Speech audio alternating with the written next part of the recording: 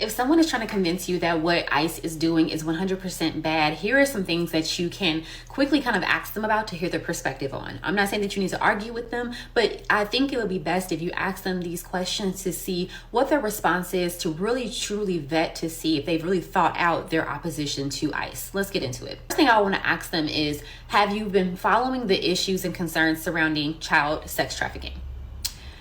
Based on their answer, that will let you know if they really are invested in making sure that children who came across the border as well, there were hundreds of thousands of children that came across the border during Biden's presidency. This will let you know if they're actually invested in ensuring that those children are still in the correct homes that they should be in, and that those children are actually not being harmed or abused or used for their bodies. If the person cannot answer this or give you a real response, or if they tell you that it's a hoax, that children didn't come across the border, you can quickly refute that even yourself. You can go and Google and see how many children approximately crossed the border during the years 2020 to 2024.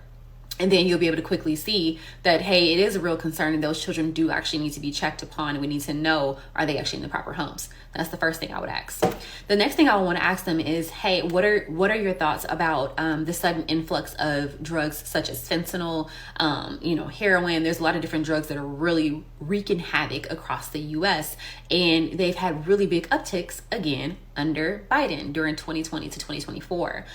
So for those people who may have come across the border as a part of drug cartels, have they followed any of that news? If again they're giving you a no, or they seem like, oh, that's a hoax, it's not a hoax. Fentanyl is taking out people all across the US, and it's a very big issue, a very big concern. And a lot of people who did come here across the border were trafficked as workers or mules via cartels. This is not a fake thing. You can look it up again. Anything I tell you, you can vet and you can look up yourself. The last question I would ask them is, what are their thoughts about the people who were already in queue for citizenship, whether it was because of needing refugee status, asylum status, or people who were just going through the immigration process in general? What are their thoughts about those people basically being gypped in line by the people who did just come across the border without going through any proper processes as far as immigrating to the United States of America? Again, if they kind of don't really have an answer for that, and they're just like, I guess I don't even know what somebody would say. Would they just suggest that those people who are in application status just also jump the border? I don't know what they would say.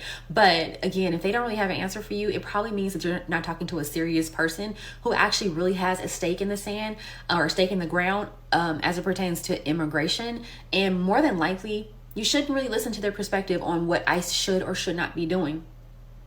You shouldn't. Because at the end of the day, many of the towns and cities that took in people that were undocumented, those places have housing shortages. Those children were put into schools that were already overcrowded. And some of those cities and states now have different diseases such as measles.